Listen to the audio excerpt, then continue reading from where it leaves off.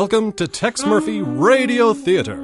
When we last left our hero, Tex had described the sinister tarot reading he and Chelsea had gotten at the Golden Pagoda.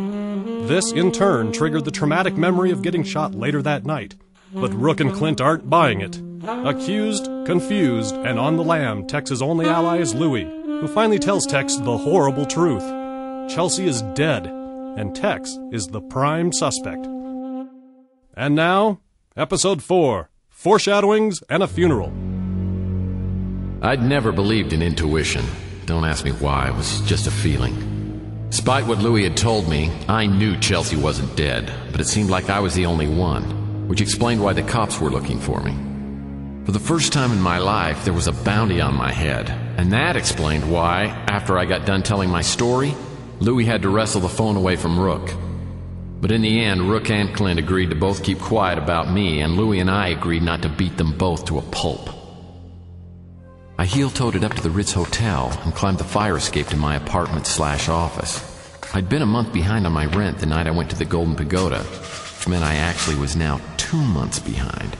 My landlord, Nilo, he didn't need a reward to turn me into the cops. Actually, he probably would have paid good money. My apartment looked like it had been ransacked, just the way I'd left it. I'd made a mental list of things to do, and the first two were a shave and a self-imposed bath.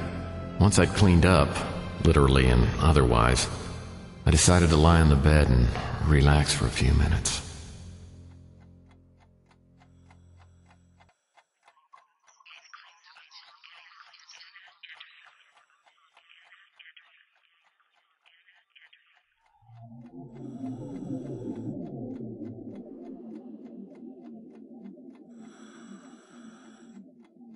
Somewhere in the North Atlantic, frozen in the ice.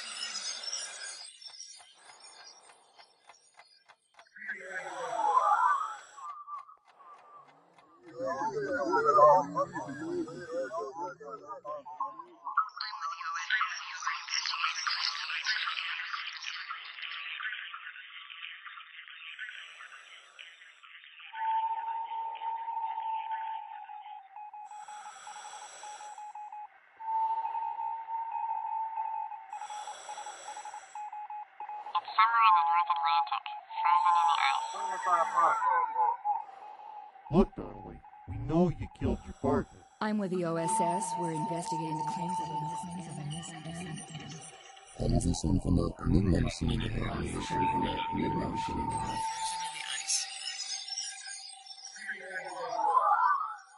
Look, Donnelly, we know you killed your partner. Haben Sie schon von der Enigma-Maschine gehört? I'm with the O.S.S. We're investigating the claims of a Miss Anna Anderson. It's somewhere in the North Atlantic, frozen in the ice.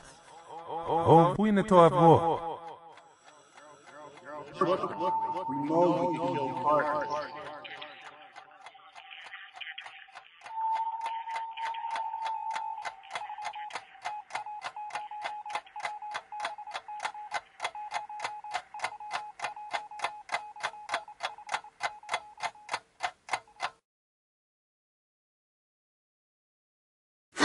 I woke up 2 hours later in a cold sweat. The nightmares were back. I made a pot of my special rejuvenating Java and went online to find out more details on why I'd made the city's 10 most wanted list. Apparently, my speeder had been found outside the city still burning. Charred bone fragments of a woman's body were inside, and Chelsea's purse was discovered nearby. I'm no lawyer, but even I would have been able to convict myself. There had to be some evidence that I could use to clear my name. I decided to take a chance on the only person I was on speaking terms with in the police department. Well, if it isn't the Pandora detective, how's tricks? Can't complain, Mac. At least I'm not fat and ugly. Oh, stop, you're killing me. Oh, wait, I'm getting me confused with your girlfriend. Funny you should mention that. That's the reason I'm calling. What a guy. You could have confessed to anyone, but you chose little old me. I would if I could, Mac, but I didn't, so I won't. What was that second part?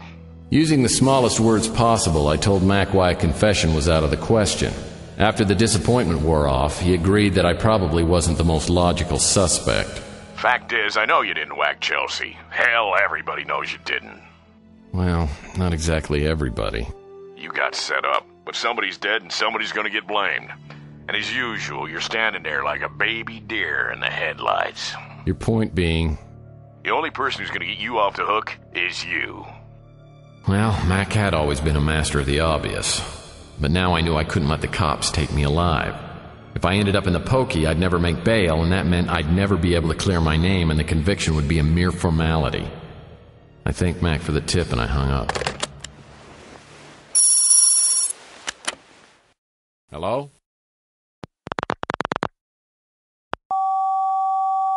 I'd never understood why, but I'd always gotten more than my fair share of obscene phone calls and wrong numbers. I mean, what were the odds of someone randomly dialing 0696969? But I had a hunch this call was different. Someone was checking to see if I was home.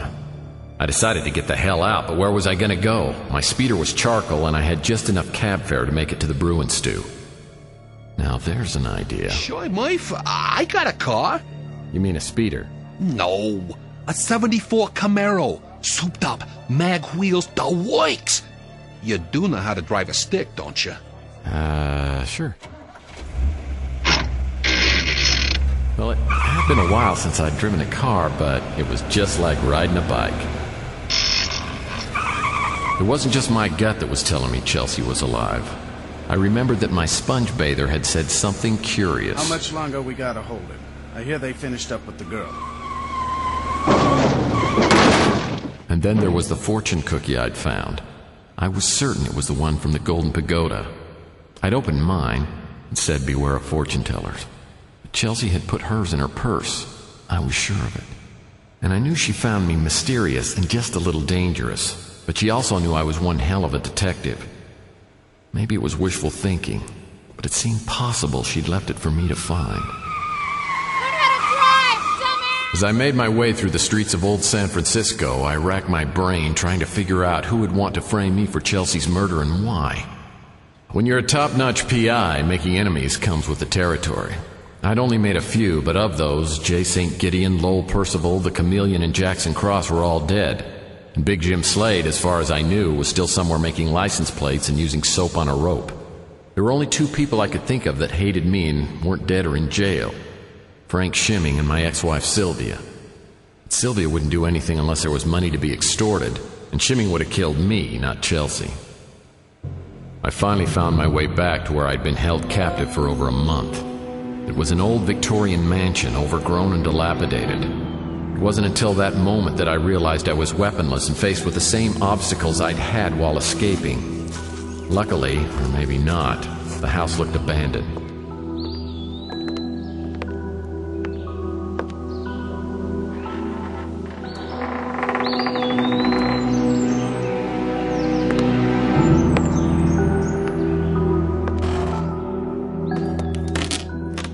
Hello?